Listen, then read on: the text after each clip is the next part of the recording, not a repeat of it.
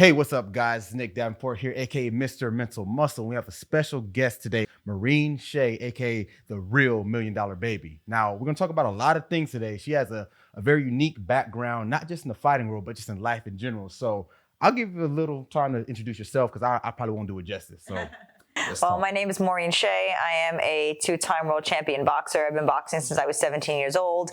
I competed as an amateur from 21 to 24, turned pro when I was 24.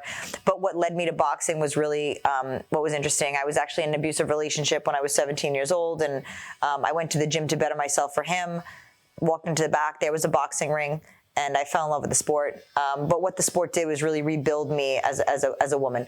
You know, I realized I suffered from a very low self-esteem. I had a lot of issues in my family with mental health. My father was bipolar. My uncle was bipolar. I suffered with depression. I've dealt with eating disorder. I've done drugs, when I was younger, and I realized I wasn't a drug addict, but I was using outside things to kind of like fill voids in my life. And it took a lot of therapy and a lot of self-realization of what was going on. And so I've done a lot of work. So it seems if mental health's a topic, you can definitely talk about it.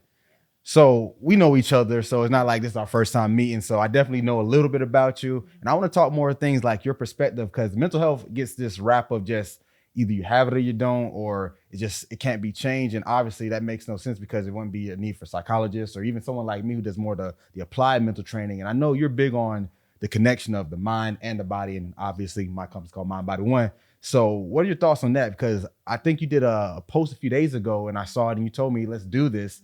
And you were going in on how people kind of divide the two. And obviously I agree. So what do you think on that? Well, what I notice is athletes, particularly athletes, and that's what I've noticed. And I was having a conversation the other day with somebody. I said, I've been very fortunate to be almost a fly on the wall being a female boxer.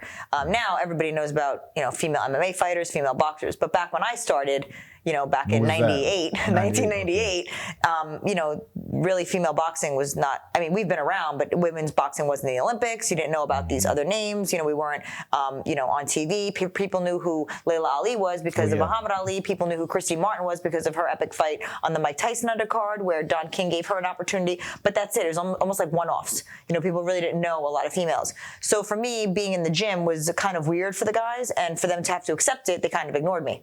They didn't completely ignore me, but to the point it's like it was more about them, and I had to kind of conform to their world, and I kind of did, but I recognized a lot of things, and I saw the difference. I also had to learn from these guys. So I'm watching, I'm like, it didn't seem natural to me to do certain things where they were doing it, which is a lot of overworking. I did feel that I started to develop that personality, and I think it's from being around the fighters that I was raised with. Hard work, but no pain, no gain. You got to go hard or go home. Like, it feels like you're not working if you don't feel like you're about to pass out, or it's like you're less than if you don't fall out on the end of the workout. Yes, and I also struggled with low self-esteem, so I never thought I was good enough. So in that kind of environment, I felt like if I didn't work till that point, I wasn't good enough, or I wouldn't be accepted. And I don't know if they felt that way. They'd have to explain that to you. But I know For me, I felt like I had to do that. And especially as a female, I was in the boys club and I had to be more like the boys than the girls. Like so that was life. Exactly. And I also went through like identity issues too. Like, am I like, what am I, who am I? Because I wasn't raised in boxing. And again, I got into the sport for other reasons. So I did have a sports background where I did play different sports, but I think my mental health was what really led me to the boxing, was because I had issues with like being impulsive and things like that. So back to my post, I don't want to go off on the rant. We'll talk more about that. But going back to my post, I realized that a lot of fighters, this is now, I'm going on 26 years in the sport, more than half my life. And from that time and experience, I sit back and being in huge camps. I'm talking high-level camps with, former world champions, current world champions. And I noticed the overworking of these guys. And some of the females, but mostly the guys, that they feel like, they're going to get in better shape. They're going to get in better shape. And I feel like, and you can tell me this more on this. I feel like it's almost like the same thing with like the military or the police department, where men don't, a man going to therapy is looked at as a weakness, and they don't really focus on the mental health. So I think coming up in this sport, the way that I did, seeing what I did in the late 90s to now seeing how that whole dynamic and that whole effect has now taken place in these fighters, they think that, if I show mental weakness, then I'm too weak. But if I don't work my body, then I'm not going to win. where it's, and I think that the mind tricks you to thinking that you're not physically in shape. Oh yeah, it's But wired for that. It's so literally you wired are- to keep yeah. you less like, because at ancient times, like now it's 2022, but ancient times movement was for survival. We only were moving when we needed to. Yeah. Now we move for fun, we move for exercise, we move for whatever. So it's like our brain is wired to say, calm that down. So you have to override that. So that's what that is. So that really is what's And happening. now look at boxing. I mean, I'm only going to speak on boxing because I'm not an MMA fighter, but I'm sure they go through the same thing. I just don't want to speak on that part because God It's bless pretty them. similar, though. I mean, I'm sure it is, yeah. But I'm thinking like, listen, if somebody's breaking my arm, I'm going to be like, I'm done. You know what I mean? Boxing, it's a little different. If somebody's punching me in the face, going to my body, I'm not going to quit. I'm going to find that fortitude to push forward. So that's why I'm talking about that part. But that's where we have to. So we have to almost override that pain, that pain alert, to be able to still perform. Like, for example, I mean, I fought with a blown eardrum. It was literally muscle memory and will that carried me through that fight because I couldn't even stand up. And then, I fought broken noses. I tore the ligament in my wrist. I broke my hand, and then I ended up tearing the ligament. So I went into the fight with a broken hand, overrode that pain to say, okay, just fight. I fought with the broken hand, and then ended up tearing the ligament in the third round, and fought 5 rounds with one hand and won the fight. So there's a good thing in being able to do that, but it's also what was the outcome of that? I ended up being out of the ring for a year. It's that trade-off. And I had a cast for 3 months. You know what I mean? So it's knowing, and now I go back and I'm like, oh, shoulda, woulda, coulda, but it's already done. So what it is now that I'm seeing with a lot of fighters is like they push the work. And even these old school trainers, but I think it really starts with the athlete. I think the athlete needs to know themselves mentally and physically. Definitely. And I always talk about the spiritual aspect of it just because, I'm a Christian, God is my higher power, and, I pray, and that's where I find my peace. I know other people have, whatever their beliefs are, and that's fine. But I think the mental and the physical, when it comes to athletics and it comes to sport, that plays such a huge impact in what happens with the outcome. And I think people can ride the talent for so long, but at some point, what's happening out here is going to affect what's going on in here. And the reason I talk about this is because I've experienced it. And I can look back at each fight and I know if I would have been able to take care of this or not let this affect me, this fight would have been a heck of a lot easier for me. I made it a lot harder on myself. And that's where I've learned now I have to take care of this part first before I can take care of this part. So you talked about like the breaking the hands, ligaments, and that's something to be ironic. You're a fighter, so you fight through it. But just going back to what I've seen in my experience with high level performers, you made another point of where do they go? Because not everyone's going to have that talent forever. And at the highest level, most people you fought, correct me if I'm wrong, were just as talented, but you have to have something extra. So at that level, it's not even about talent anymore. And it goes back to the mental. It's cliche, right? They always say it's 90% mental, 10% physical. But going to your points, where does that 90% come from? Because people say that, and from my experience, I don't really see it. Obviously, my business is around it, but I don't really see it. Maybe you can attend to that. Like, where does that actually come from? I think with everybody, it's different. I think with every individual, it's a little bit different. I know I had an experience the other day, and I've been feeling this way for a couple of years now. But I think what happens outside of the ring, and when I say outside of the ring, I mean your personal life. I'm talking your family. I'm talking your relationships with friends. I'm talking romantic relationships. I'm talking your relationship with food, because a lot of fighters deal with, eating disorders because they have to make weight. I'm talking about your relationship with alcohol. I'm talking about relationships. And I think people understand relationships. Any relationship you have with anything is going to affect your life. And I think that's the first thing in understanding and taking a look at your relationships. But I think it's a little bit different for everybody. So going back to the other day, I was in the ring and I sparred one girl for 4 rounds. And I just kind of played around with her. And then, and she's a young up and coming amateur, very talented. She's getting better and I love working with her. And I was playing and I got out of the ring and one of the gentlemen that was there was like, hey, how do you feel? And I turned around and I'm a very honest person. So especially when I'm in the moment, I turned around and I looked at him and I said, I'm the best. Nobody can beat me. And I meant it. And I can tell you that a lot of people fake it till you make it, but I'm not faking it anymore.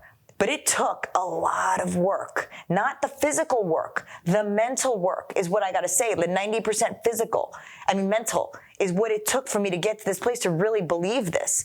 And then to display it and to be in control at all times, but also to know I can go in there and say, yeah, I'm going to win every fight. But what happens in a fight? Listen, Floyd Mayweather said it. One shot could change a career. So what happens in that moment where maybe something happens? You got to be able to pivot, adjust, change, figure out a new game plan. You can't go through the mental toughness where it's like, oh no, I'm going to stand here and fight you.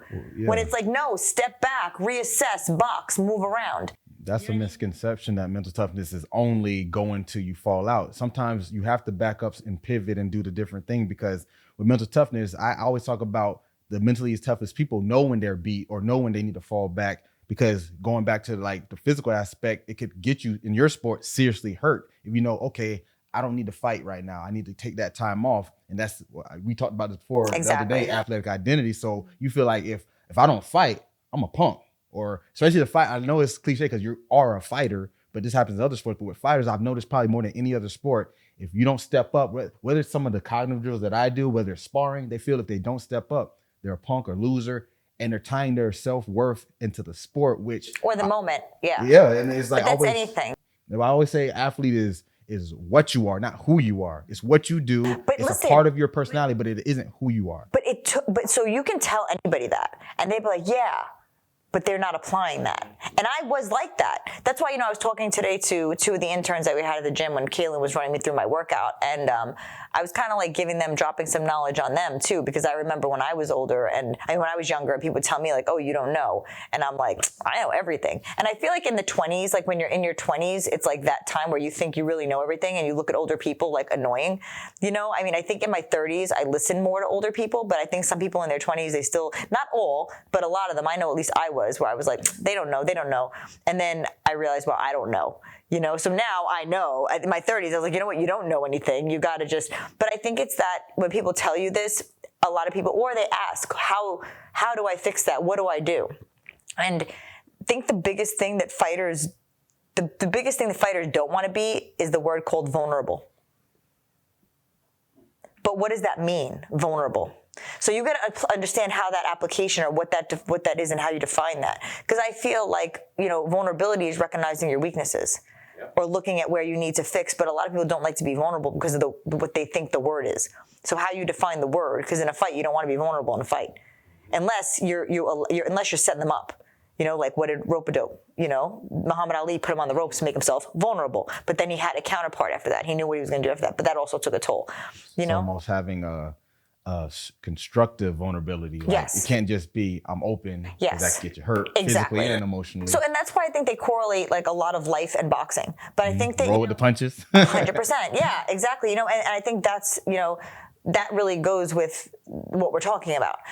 So I think like when you're thinking about things outside, like I had to look at my relationship with food. I had an eating disorder. I was a compulsive eater. I had gone up to 180 pounds multiple times in my life. Wow. I couldn't picture at 180. I've seen you. Yeah, I know the biggest 122, 130, probably like 135. Where are we at now? Yeah. I've always been lean, but then this is me young, that weight, and I can give you a picture. You can put it in here if you want to. Yeah, let's put that up in there. Like what? But I can't see it, but I want to see the picture. Yeah, but what it was my relationship with food, and I was trying to almost like I was self-harming. So instead of drugs, my drug of choice was food. So I would self-medicate patterns, and I would self-medicate with food, and it got to the point where, and I think a lot of people do. But people like, well, and I think that's the hardest, drug to beat, because you need to eat to live. You don't need to do cocaine to live. That's a good point. You don't need to smoke pot to live. You just made a good point. I've never really, and that's funny because I was a clinical psychology major and get my doctorate, and I had to do a few case studies, and one I chose was anorexia, and I also talked about binge eating disorder.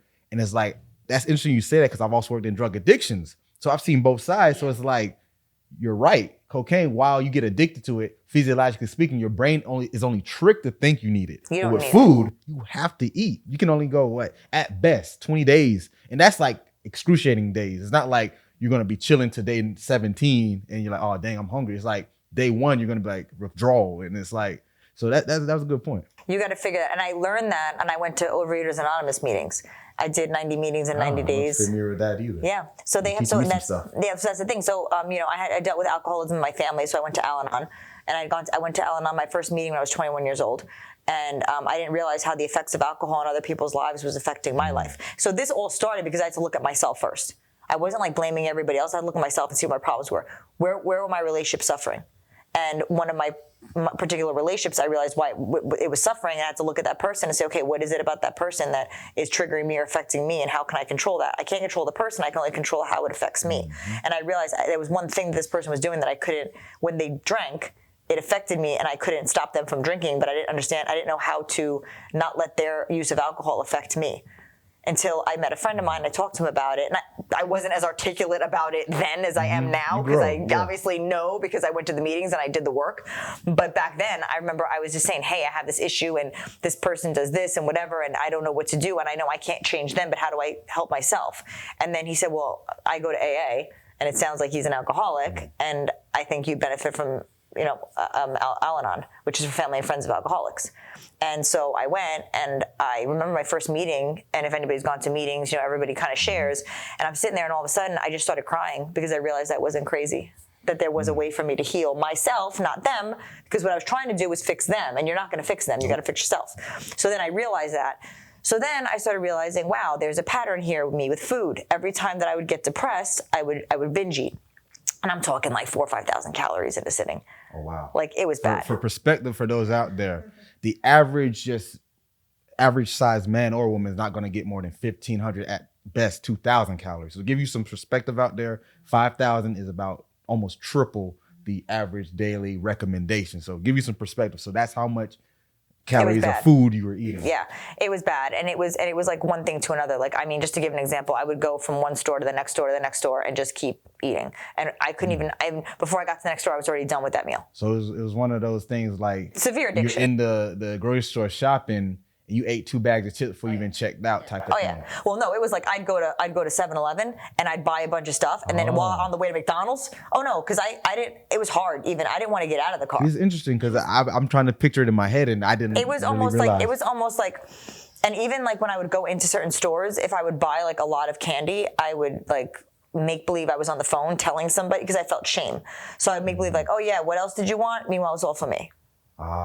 Okay. So talk about, and this is me being like, I'm being completely honest, and I know people that hear this that understand, they're like, oh my gosh. Like, some people don't even realize they're doing it, or they know they're doing it, but I was a closet eater, 100%. That's why this is big, because you said it. When you went to the Al-Anon meetings, you said that it gave you perception of that I'm not the only one going through this. And I think when it comes back to mental health, like you say, with stigma, especially with the male population, and I guess we can kind of segue into that, is that they don't think anyone else is doing. So they're like, it must be just me. So like, I'll use an example. When we talk about, like, say, kids, for example, and let's go with like, I worked with an optometrist a few years back, and they gave me this analogy, or not analogy, but real life examples, how when kids have trouble seeing and they get prescribed glasses, and I see you're wearing glasses, I'm not sure what is your... I'm nearsighted. Nearsighted? I'm 40. That's okay. why. All right. Well, 40. let's say when kids are like in their early, like 5 years old to 7-year-old, like kindergarten, first grade, and he told me that a lot of kids don't ever like talk about it because they assume that this is just how you see. So they don't think that anyone else is going through this, because they just figure this is how you're supposed to see. That's interesting. And then what'll happen is their grades will suffer. That's and then interesting. It's like, oh, they're not that smart. But the fact is, they just never thought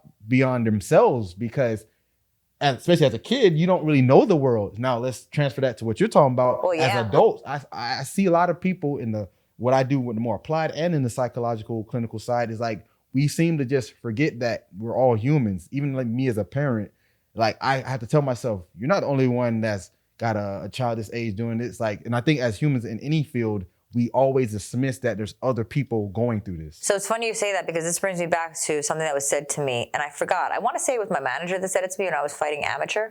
Somebody said it to me, and it was the most profound thing I ever heard. They said, remember, the girl you're fighting, she's feeling everything you're feeling. Exactly. She's going through it too. Don't think that you're in this by yourself. And I've shared that story, and I've shared those words with so many fighters, male and female, because that's the thing that we forget. And when we're in this fight or flight, and we're in this pressure fight, and we have to be so self-focused that I think a lot of people, but what happens is when you think about them and we think about our opponents is, what if they're stronger? What if they're better? What if they're this? What if they're that? Instead of saying, no, I am this, and then saying, you know what, and whatever I'm feeling, they're feeling it too. Mm-hmm. And even if they're feeling they're better than me, whatever, but it's who's going to show it first. Wait, I'm going to stop you right there, because this is why I appreciate you, and we talk all the time when we see each other about things like this. Not enough, I know. This is for years since I've been, because people watch this know a little bit of my background. So I was a sports psychology, performance psychology before I got to like the cognitive stuff. And one of the main talking points I used to do with my athletes, especially younger ones, would be, like you said, they both feel it. We feel nervousness, the opponent feels nervousness, but you don't want to show it, because the minute you show your lesser level of confidence, vulnerability. your vulnerability, your opponent's gonna go up. Because let's say he or she, let's say in your case, she's in the other side of the ring in the corner, and you both got your stale face on, looking mean, ready. But in her head, she's like, I'm going against the $1 million baby. Yeah. Maureen yeah. Shea. Yeah. And the minute you say, oh my God, this girl, she may be younger, I don't know. Yeah. It's about who really shows their hand first. And the minute, let's say, I know you're tough, but let's say you show your hand. Yeah. The minute you go and your face drops a little, she's gonna be like, huh? Know what? Yep. And not saying you'll lose because of that, but it gives them a slight confidence But you know what's boost. funny? It's not even just in the stare. I mean, it's from the weigh-ins. From the first, it's from the weigh-ins. Oh yeah, for you guys, it's then a lot from of the parts you can weigh-ins, see. then there's the walkout. Then there's the posture. Then there's the energy. So whatever you're feeling, like you have to hold. Like I always felt. I mean, I always felt like I was Mike Tyson in there. That's how I always referred to myself. I said, I don't care who I'm fighting. I'm Mike Tyson. Like I'm gonna kill him. You know, because that's what I felt, and believe it or not, you want to know why? Because my first time watching boxing was watching Tyson fight Holyfield. Really? And you know what fight it was? When Tyson bit Holyfield's ear. Infamous ear bite. And you know what? I think that's one of my earliest First fights time too. I ever saw boxing. But you know what I related to? Not the boxing. The rage that Tyson felt when he bit his ear. I felt that rage when I was younger. I had, like I said, I had a lot of emotional issues. I had a lot of struggling verbalizing my feelings. And I was also raised by a pretty tough old Irish Catholic cop, who was a lot older than me, my dad, who I loved to death, but he raised me like a human. And, when you're the daughter of a cop, it's like one of two things. And I spoke to Roger about this too. You either treat your kid like a criminal or you're very protective of them. Or you got to find the balance where you're I think that's more so with women or girls or boys. I don't know. My dad's police too. I can only tell you what I felt. I felt at least maybe it was the era or maybe it was because of my father's background. But I felt like my father. My brother's the same age as you. So I feel like, I don't know, maybe it's a girl thing. How old's your dad? 60. Okay, my dad was 80. So my dad, you gotta remember, my parents had so my he was mom. born in the 30s? My dad was born in 41. 41. Oh, yeah. So my dad was 40. He was 41 when he had me. Okay, yeah. So we're 10. Well, my dad was 23 or 24 when my big brother was born, and he was 30 something when I was born. So my brother was born. My father was 31, and he was 41 when they had me. My mom was 38. My mom was 28 when she had my brother. So there's 10 years between me and my brother. Okay. So you gotta remember, and my father was also a cop in the Bronx in the 70s and 80s. So you gotta understand. That's when it was crazy in those streets. So there's a lot. So his mental, it's going to affect how he raises bipolar. his kids. And he didn't probably know that till when? 40, later 40, 50s? 43. So 2 years after 60% of his life. And when you think about mental health, like this is why we need to talk about this stuff. Mental health is not necessarily like a handicap or disease, but it does alter how you live. And if the people around you don't know that, it's not saying it's a pass to be bad or wrong, but it can facilitate a better environment for your family to know, oh, he or she is dealing with this. So not necessarily he gets away with murder, but maybe I can go about it a different way. Because if you don't know that, your mom, you, whoever. Well, as you communicate, but I think it's also, this is where I always go back to responsibility of the individual. And I always look at myself like, what's my responsibility here? And I think that, I learned through that because I wished, the alcoholic in my life, I wish he would have taken more responsibility for his stuff, and he didn't. And so I'm like, okay, well, I don't want to be like that. So how can I be better at being for me, with my addiction and my issues? Now, I struggled with depression. I was diagnosed bipolar when I was 14 years old, because this is 95. And back then, they thought that, oh, well, if your father's bipolar, your uncle's bipolar, that's got to be genetic. You got to be bipolar. Yeah, and that science on that is a little shaky. So now think about, I'm 14 years old being put on lithium, which is a very strong drug. Brain chemistry before your brain's even fully developed. Yeah. I started losing my hair. I forgot how long I was on it for, but I was on, I even forgot how many milligrams. And then they took me off of it because my hair was falling out, and they put me on Depakote, which is another strong drug. And then Depakote didn't work for me. And then they put me on Prozac, Lamictal, Topamax, Wellbutrin. Like, I've gone through an array of medications. I'm not against medication. Let me just make that statement. However, I think with my understanding of myself, and I'm also a writer, so I would journal my feelings because I didn't know how to verbalize my feelings, so I would write down my feelings. I realized that I was getting these feelings of depression during certain times of the year. It wasn't consistent. There was a pattern. It was during the winter months. It was starting in end of September, October, all the way until like end of March. And then I was starting to come out of it in March. But I didn't even know, like I couldn't control it during those other months. So I spoke to a doctor about it, and they said, they had me on light therapy. It was my serotonin levels in my brain. They put me on SSRIs. They put me on all these other things, but they didn't work for me, which caused me to move to California and want to experience consistent sunlight. So when I got older and I realized like, oh, it's sunlight, I would actually, whenever I was on medication or I was coming off of it, I would go to California to visit my aunt for a week. And I felt better in California. So I always correlated California with feeling better. So I said, well, maybe I need to move there. And I did. When I was 31, I moved there. I got off of the medication I was on. And then while I was out there, I realized what my misdiagnosis was. I actually have ADHD and depression. So here I am, I have a seasonal affective disorder is the type of depression I have. So it's seasonal. So that's why I'm still off medication, and living in Florida helps. I think now though, what happened was I understood the tools, because I still struggle with depression. Like I still get my little bouts, especially when it's gloomy here, but I know what to do to not let it consume me. So I know to get up. I know for me, get up and get out. So I have an emotional support animal. I have my dog. I didn't know that. I know your dog, but I didn't know that was. Yeah. And a lot of people don't know, because I haven't, which I'm glad. Thank you for the opportunity for me to be able to talk about this. Because it's kind of just a different place. But that's why I have my dog. I'm always looking for ways to not let it beat me, whatever it is. So I get up in the morning and my responsibility is to my dog. So I get up and I walk my dog, and it gets me out of the house. Well, you just indirectly made a point that's very important, because we spoke about this before we started the podcast, that you got diagnosed because of familial patterns for bipolar, and that's typical, especially in those days. Learned behavior. Well, that's what I'm saying. So this is why it's so important with the mental health conversation when people seek out therapy or whatever it is.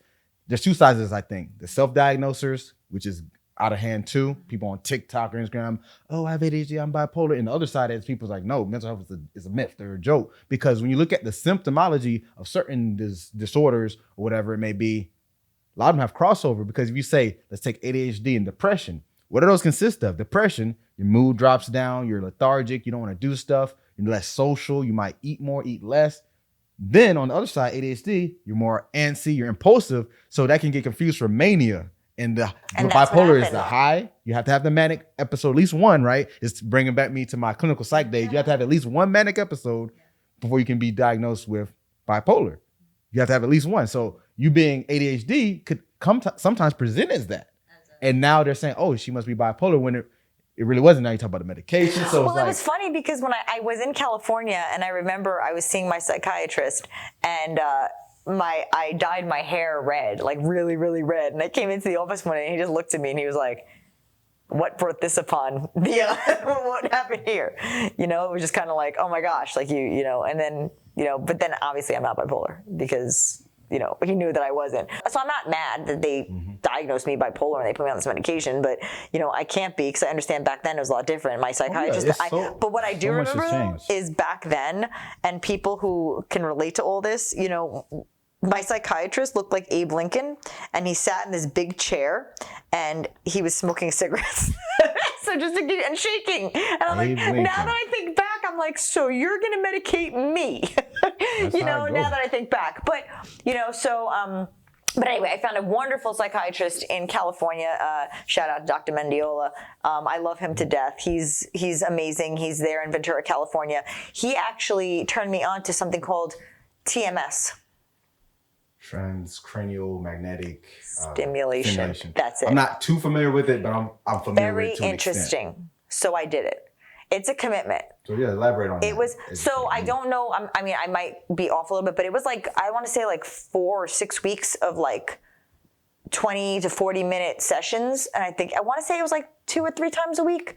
But what they do is, so they put this, it's like a magnetic, and it's like ticks. It almost sounds like, when you're getting an MRI, like not as loud, but it's almost like that. And it's like ticking in your head. So it's like trying to like, I'm going to totally butcher, but it's like triggering and trying to like, I don't know if it's like wake up or balance whatever it is that you're lacking, your levels, but it wasn't, when I first did it, not a lot of people knew about it. It's definitely more popular now.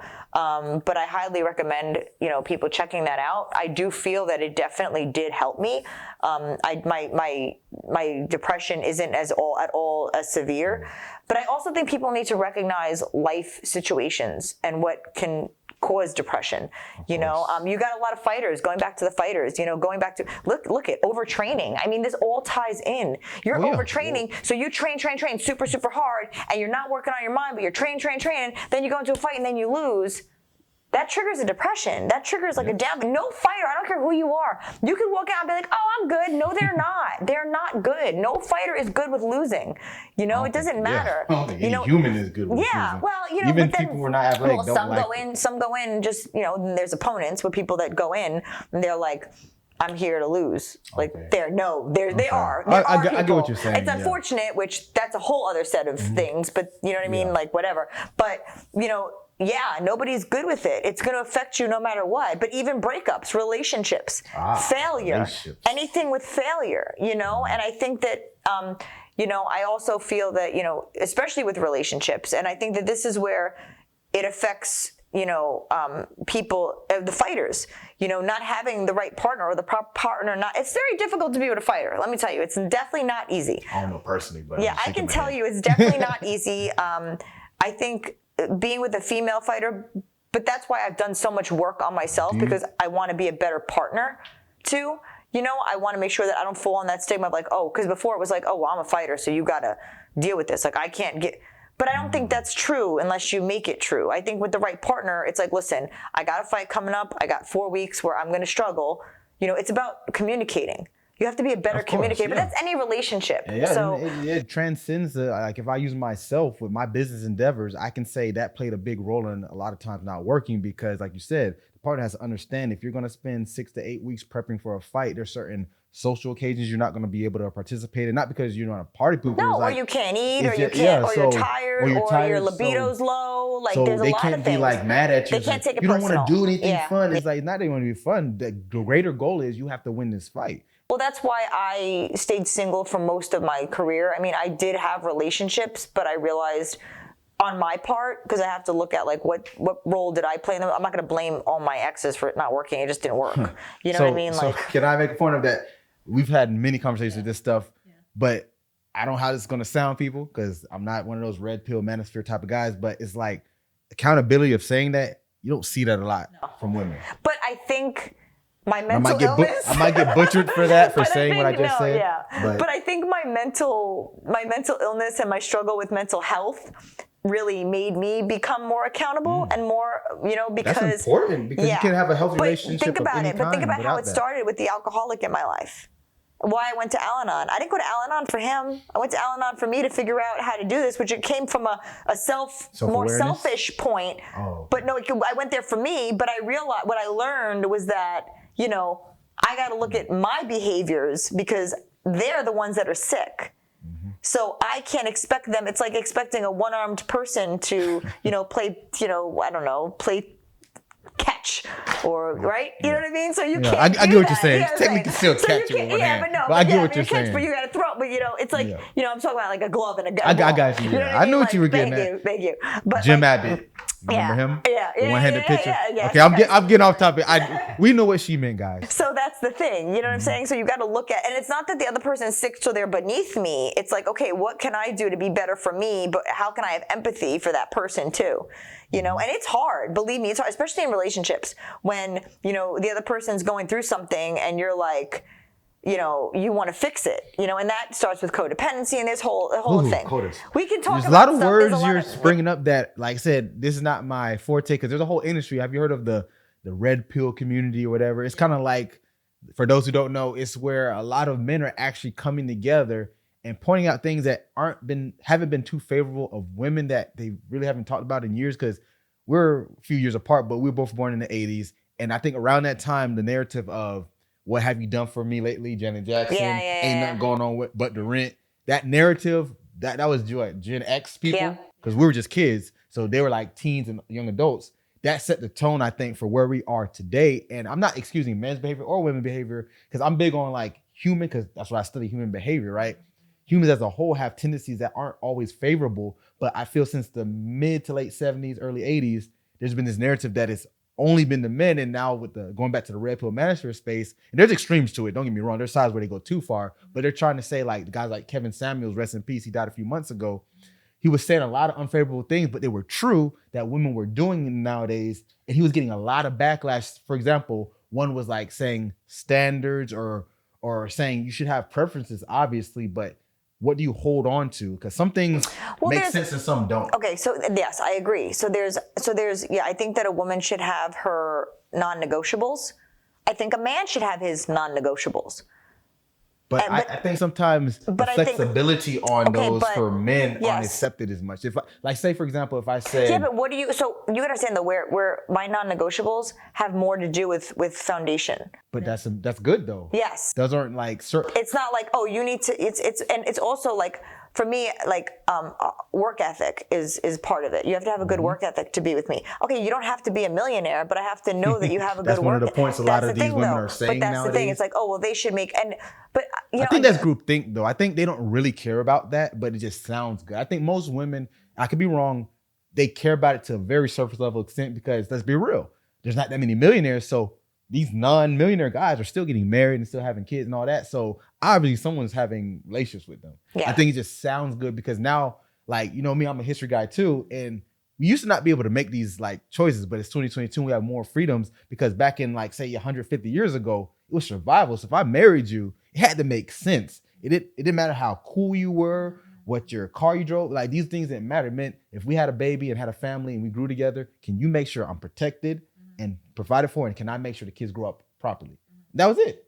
But I feel like nowadays there's so many reasons we can get mad about there's so things. Many other variables that take place, and I know that Derek posted something the other day about, he actually sent it to me too, about people not having kids today because of they don't realize what the responsibilities are and who's raising the kid, because everybody wants to have a career too.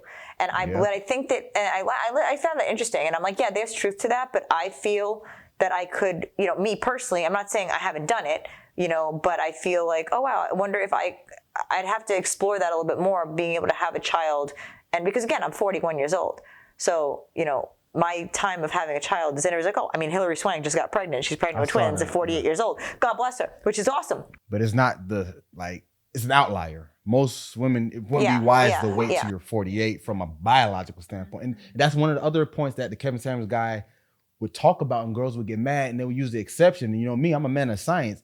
Would you pick the outlier or the generalization? Because if I say, let's use a more extreme example. Here's a parachute. I have a parachute. About to jump out of a plane. There's a 5% chance of opening. It can open, but it's 5%. Are you jumping out that plane? Probably not. And it's going back to this, is like, do women get pregnant at 47 to have a healthy baby? Yes, but it's not the norm. So if you have a choice, they would argue that, but they would fight them. And that's going back to where I guess where you say preferences and standards. I'll go on a segue. There's a book called The Science of Happily Ever After. I know you're a reader. So if you ever want to check that out, if you haven't, it's called The Science of Happily Ever After. And I know the author, not personally, we're Instagram friends. He's a psychologist named Tai Tashiro. And the great thing about the book, it takes all these talking points and breaks down the actual psychology and science of it, from the calories of love, like how calories play a role in finding a partner. It's crazy how he goes into it. It's very unique, and he's very good writer. No, I like that. And I feel like, I do feel like there's so many things out there, but I also feel, but again, this all ties back to the individual and their mental health.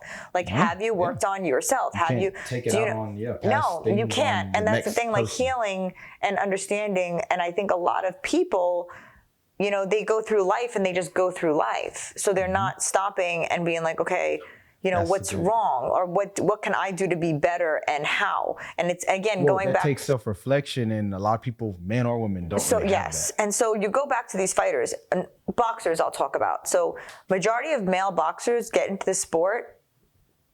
A lot of them, how it started was from poverty. A lot of them came from very tough backgrounds, and it was a better way to make money.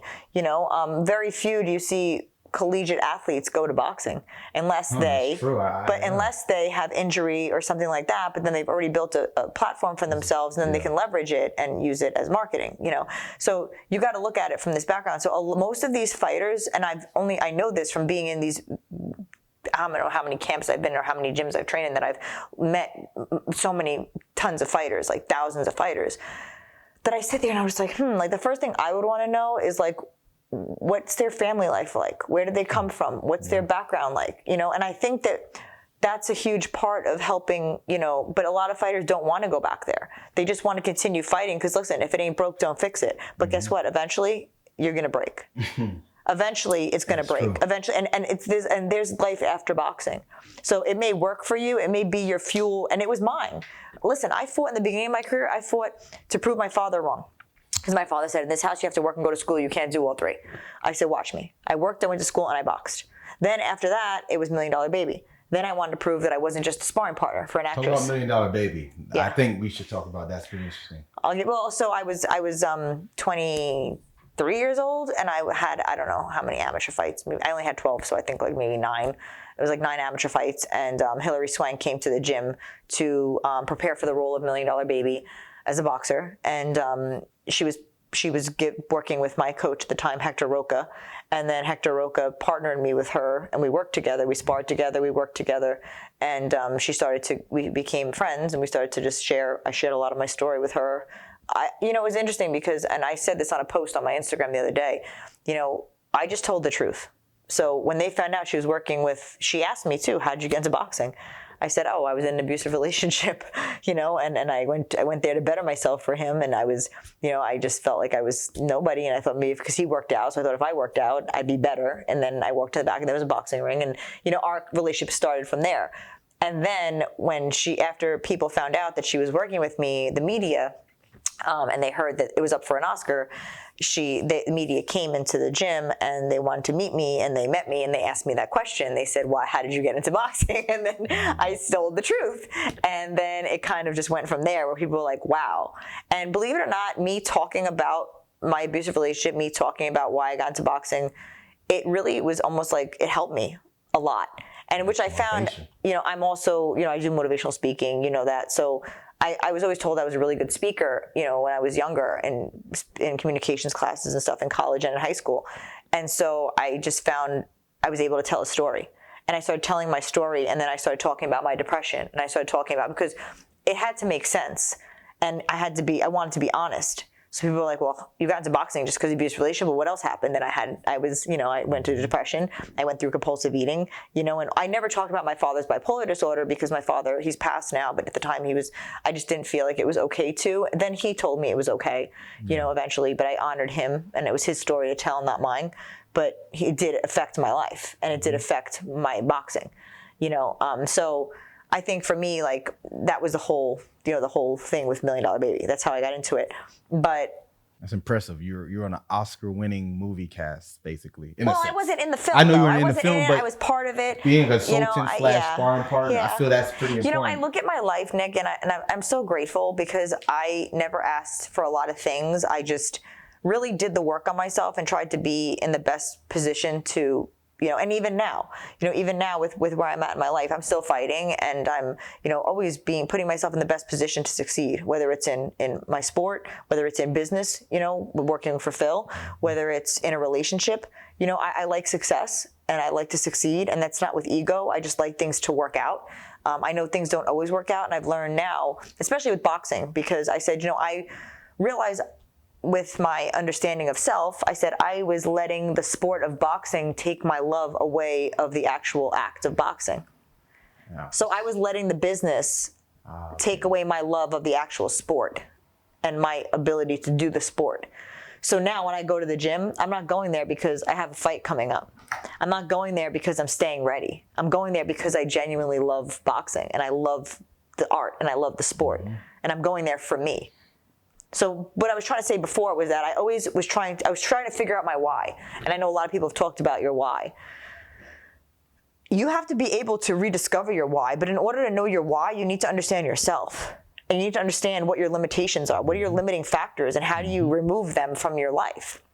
And I see people sometimes, and I've had somebody say to me, like, oh, you think you're a therapist, just because you went to therapy doesn't mean you know everything. No. And that's true, I don't. But I love to share, and I love to, help, and I love to advise if asked, Being an advocate is important. Well, the thing is, I've been in therapy since I was 7. And I've been through multiple therapists, multiple psychiatrists. I've had good experience. I've had bad experience. You know, I've gone through it all. I've been through multiple medications. I've been in a sport where I was not supposed to succeed. I was not supposed to get to where I am. You know, I had a lot of things put against me, but I overcame challenges, and I used to carry it with me, but I've learned to let those things go and just accept who I am. But I think that comes with maturity and age, where it's true. 40s are amazing because you really know who you are. Like, you learn in your 20s, you make mistakes. In your 30s, you start to, you know, rediscover yourself, but also make sure you don't make those mistakes again. But at 40, it's like, wow, it's amazing, you know. But I think, you know, going back to everything we talked about, I think it's really understanding your whys and understanding yourself and not being afraid to look at the bad things, the mistakes you made, and why do you continue making them? And I still have to do that myself, you know. I still do that, and it's tough because a lot of it's triggers. I mean, that's a topic for another day. I mean, triggers, where do they come from? People don't even know they're triggers.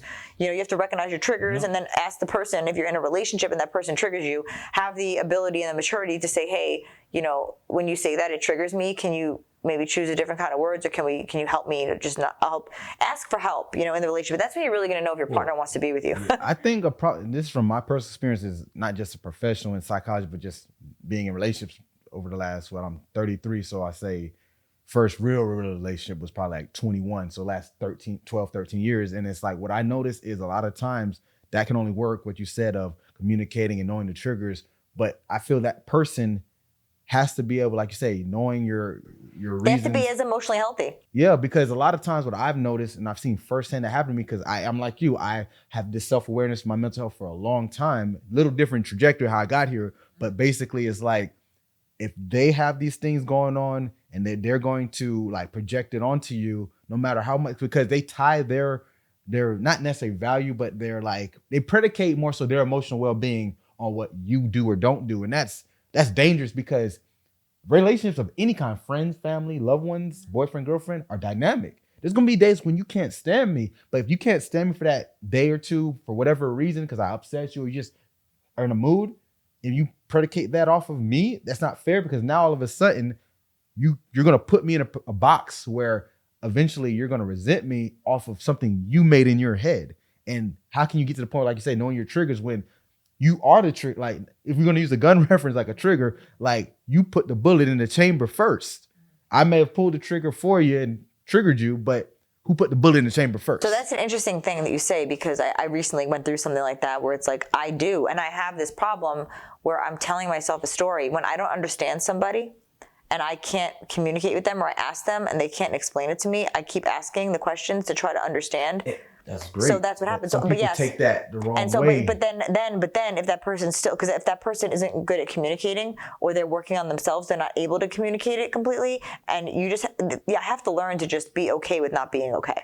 So I have to learn. That's another insight, that you're profound for that, because if you have that, you can be able to say, you know what, they're not there, so I won't let them take that out on me, and I won't get mad, because some people aren't there. They'll say, oh, you're mad. Well, don't you know you do it? And now you got this whole It's so conundrum. hard. It's so hard, but I feel like where I'm at in my life now, I'm better able to do it, but it still doesn't mean it doesn't affect me and emotionally, you know. And mental toughness, mental tough people, that's where you're aren't like, invincible. Okay, so what do I got to do to reassess this, or reevaluate my position, my stance? And if this person has to go through whatever they have to go through, and I have to take care of myself, you know what I mean? It's just tough. It's always, but that's any relationship. It's not even romantic. It's friendships. I mean, I've had friendships where I told friends, like people that I cared about, I'm like, listen, I can't be your friend anymore. And I know that sounds so immature, but I'm like, I can't, because you know what? It's like, it's hard. It's very hard for me. And I said that to two people in my life. I said, I can't be your friend anymore. And they're like, why? I'm like, because this is becoming a job, and it's not me. I'm not, and you're not communicating to me what you need for me to be a better friend, but I'm asking you, and you're just not, you're getting upset. You're not respecting what I'm saying, you know. And listen, everything's work. People, it depends on the level of work that it's going to be. You know, people say, oh, relationships should be easy. No, they shouldn't. Can we go on that, for example? Can we go on that? Because from, like, we're two different ends of the dating pool. I'm with women, you with the men. And what I've noticed is there is this narrative. I can't speak on the men, but what I notice for dating women is they think it should be easy. And I think it should be not hard, if that makes sense. It shouldn't be easy, but it shouldn't be not hard. Because there's going to be times where it is a struggle, but it shouldn't be like I meet you meet me, and we're perfect. That's no, but it impossible. depends Nothing on works where. like But that. I think it depends on where you're both at and what you're both dealing with. So there's moments of heart, and sometimes it's going to be a little bit harder than expected because of where that other person is. But setting it up. But again, having two self-aware people who are willing to work on themselves and willing to recognize their shortcomings coming together is, I think, the good. Yes, but that's a good foundation. But you know what? A lot of people learn about themselves and discover themselves in a relationship. A lot of people, and I mean, I've learned about myself in every relationship I've been in, but then it's like, okay, well, can we make it through this time, this rough patch where. I'll be honest, you're a little more self-aware than most. That I know I'm not trying to boost you up, but it's like, you don't see that a lot of people, because there's a narrative of, like, I'm very observant, and the beauty of social media is why people say, oh, it's just social media. It tells a lot about a person. It may not be your whole personality or life, but if you see people for the last decade, because social media has been pretty big for a while now, last decade, if they're always talking about these kind of issues, it's safe to say they're probably not learning from these relationships, because we're in our 30s and 40s now. At what point do you realize you're getting the same guy or girl because you're attracted to that? Yeah. Exactly. So you're very self-aware. I'm not saying it's rare to the point there's just a few, but I feel like there's less aware people than more. But then, like, going back to what you said about Instagram too, where people are saying, like, oh, they're self-diagnosing too. There's a whole thing. So it's probably the same people that see some people, oh yeah, I'm ADHD or even autism. Like, that's extreme. So it's social media is making things out of him, but yeah, and I realized that, and that's why I posted the other day a story about the fighters and about what I see and what I recognize, and the thing about overworking and thinking that that's going to be it and not really focusing on mental health. And I wrote that. I mean, I just did a 2-story post. And I got like 15 people saying, can you send me more of these? Can we do more of these? That's why I was really excited to do this podcast, because I responded to them. I said, well, I'm actually doing a podcast about some of it, in the next week. So, release this and we'll clip this up. There's so many clips we can run with. You could, like, you see my page, I'd make content out of anything. But I think at the end of the day, like, to wrap everything up, I mean, we can talk about these things, and if anybody has questions for me, feel free to message me. Maureen, MAUREN_SHEA is my Instagram. Yeah, it'll be there. So you can always message me, but and again, I don't have a background, but I have a lot of life experience, and I have a lot of self experience of where I'm learning and figuring things out. And that's why I do the motivational speaking. I like to share my story and how I got through it, and then help people to discover that within themselves, because finding your passion was a big thing for me, and my passion found through boxing.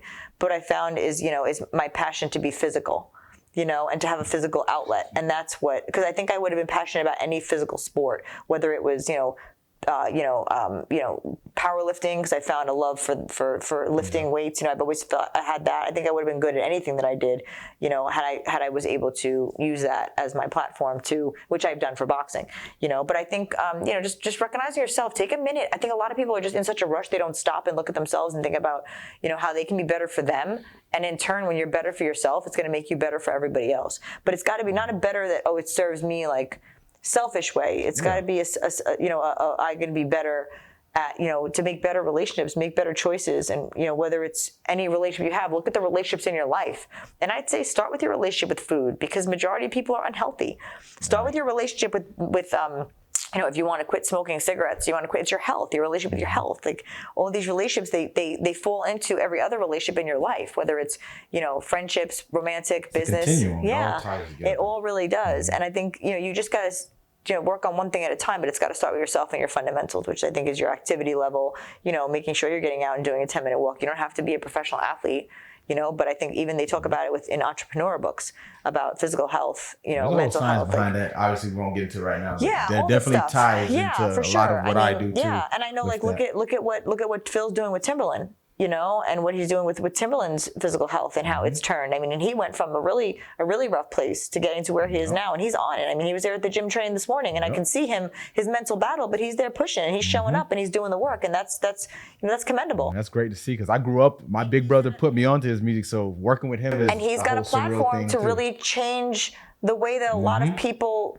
view life. And I love seeing that, especially people like him doing this, So it's just things like that.